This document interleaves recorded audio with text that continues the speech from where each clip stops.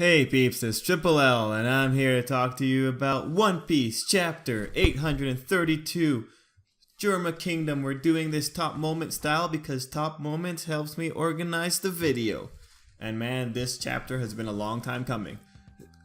Yeah, because we had a break last week, and mostly because we got a chapter with Sanji, and it took up half of the chapter. So usually when Sanji shows up, it's like, good things are gonna happen because we're gonna find out something. In this chapter continued with it because we got a big reveal: Sanji's father. But let's just actually go through it, top moments, step by step, and then I'll give any thoughts that I have at the end. So let's start off with the moments I really enjoyed. The color page, I love it. You know, I always love the color pages. They're always fun. They're always just nice to look at. This time, you know, it's very nice to look at. I will put it up as a thumbnail. Okay, so now actually getting into the chapter. The first moment I really enjoyed was the trees name dropping Madame Brûlée. So this effectively, to me at that point, confirmed that this is the devil fruit user that's causing the mischief. This is the devil fruit user that is causing the reflection Luffy. And it gets paid off later because it showed that that assumption was correct later on in the chapter, and I very much enjoyed that. The next moment I really enjoyed was actually the panel that showed the trio running, Nami, Chopper, and Carrot. It was a very nice panel. It was very nicely constructed. I like the art on Chopper. It's really nice to see that kind of chaos happening. And I liked how effective Carrot was in this whole conflict. So the next moment I really enjoyed was actually Carrot's declaration that it's not a mink.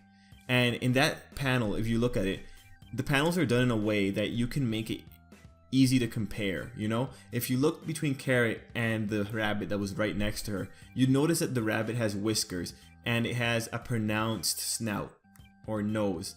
And as we find out later, the rabbit's name is Randolph.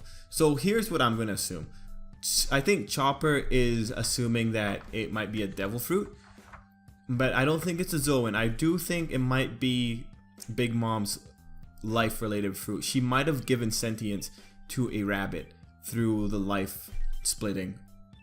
So I think that'd be really interesting. So the same way that trees gain sentience, a rabbit was able to gain sentience. Why is it so big? I have no idea, but that's for another day.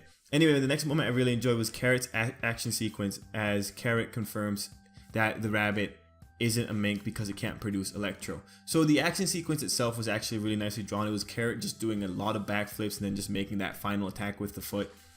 Overall, I thought, wow, you know, it's nice to see this girl just going in full throttle and being smart enough to be able to determine that this rabbit is in fact not a mink.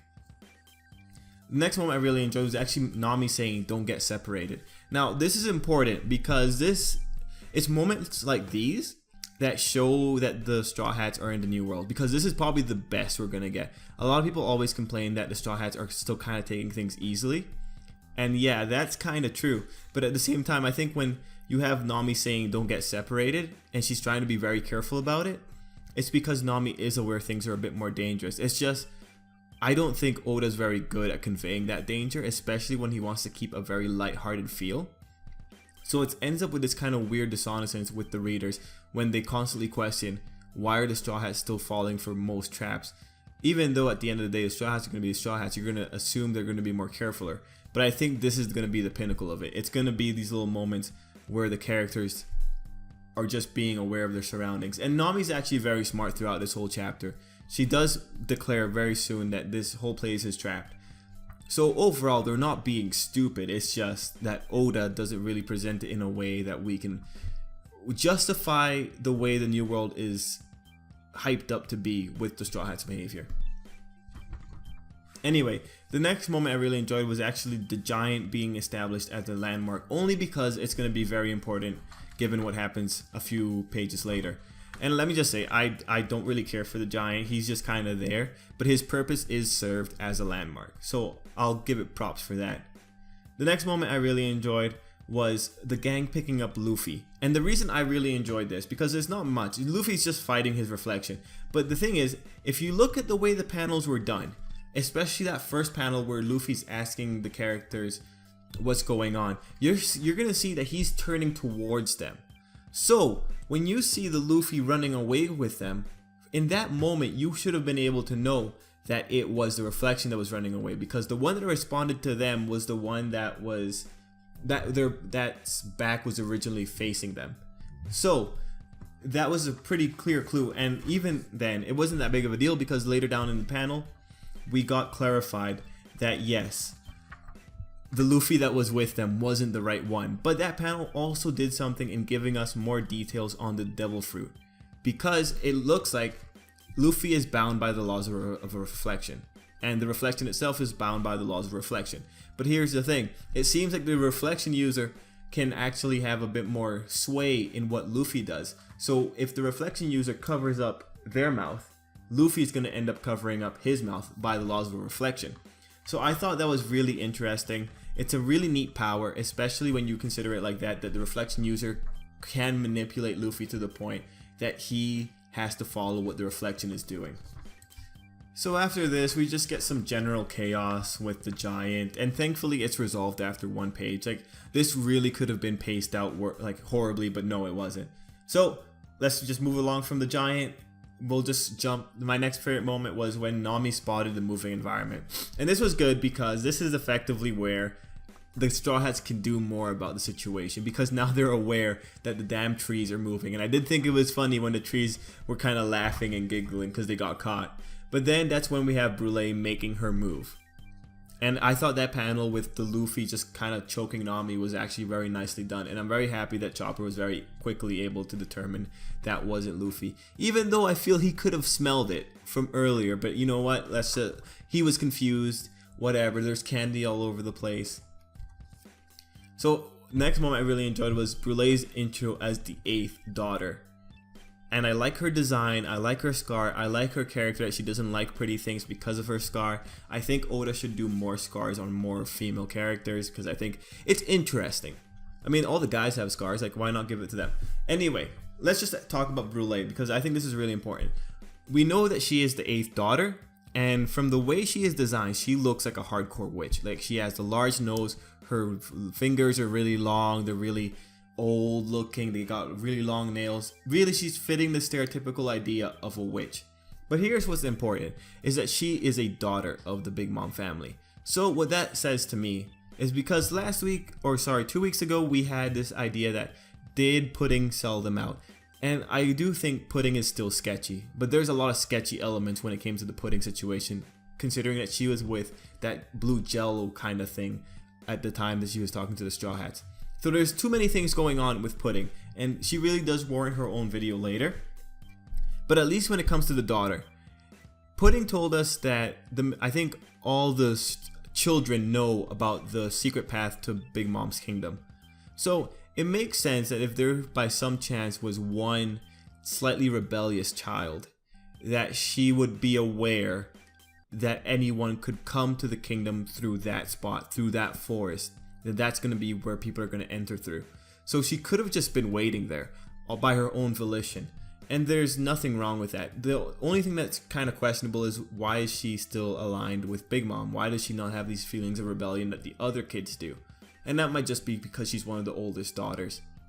But then we get to the situation where we really have to consider if it's because Randolph is there. Because Randolph is there, it kind of makes things a bit more complicated, because it assumes that Brûlé would have called reinforcements into this area to be ready for when the Straw Hats arrived by her own volition.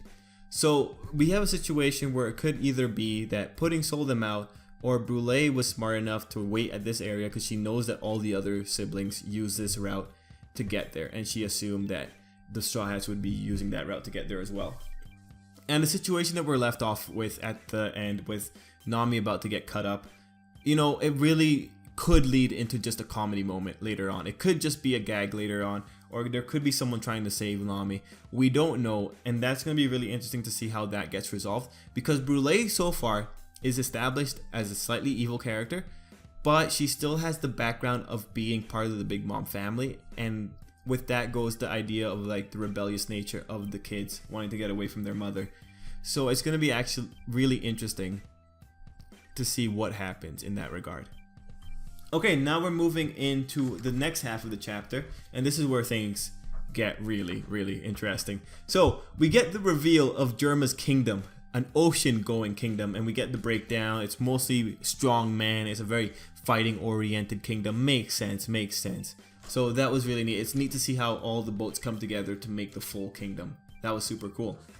The next moment I really enjoyed was Sanji and Reiju's interaction. Because this is like brother and sister, but you know, we can see that Sanji still does not have very good feelings for whatever reason. Overall, the interaction was very good. I think I want to see these two conversing more. The next moment I really enjoyed was getting that portrait of Sanji's father and his characterization with Four Nations coup and his dream of wanting to rule over the North Blue again. So that was actually really interesting. It establishes that the Germa Kingdom does not have control over North Blue, or confirms that they don't have control. And we just see that Sanji's father is really good at kicking in the skulls of kings. So, and seeing actually the portrait, if we didn't get Sanji's father later, I would have very much have been pretty much excited about this design. But since we got to see him later, you know, I'm okay. I'm playing it cool. So that portrait was very interesting. The next moment I really enjoyed was actually Reiju trying to tempt Sanji by, you know, using women and telling Sanji of protection, that he would never have to worry. You know, the regular royalty things that someone could be tempted by. And she also makes the comment that she likes pudding after Sanji says, you know, he's not marrying her. I just think this is all just continuing with the interaction and just establishes Reiju's character a bit more. She's pretty easygoing, she's pretty chill. And she's just having a fun time, even though Sanji's not having it at all. And then the next moment I really loved was the introduction of Sanji's father, Judge. Or Jaji. I'm going to call him Judge because I like that name a little bit more. So, I very much like the design. I'm happy we got to see him. He looks like a warlord. Like, man, this guy's seen things. But there's actually a lot of things that are kind of making me curious, especially when we got the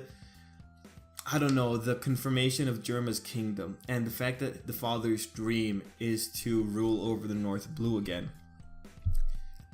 He doesn't seem that ominous. And when you look at the kingdom, yeah, it's very scary. It's a kingdom of male soldiers primarily, but something about it just seems really weak. Even though the Germa 66 are established to be a very powerful force, the way they go about their shenanigans, it seems kind of odd. No, because we've seen them destroy people before.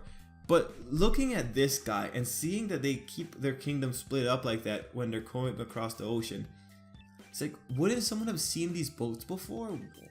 It's just, there's something interesting happening. And then Judge opening with Sun, you know, it's kind of tapering off. That's not a very authoritative command. I think he might have some legitimate feeling towards Sanji. You know, there might be some legitimate fatherly feeling or some legitimate regret with Sanji.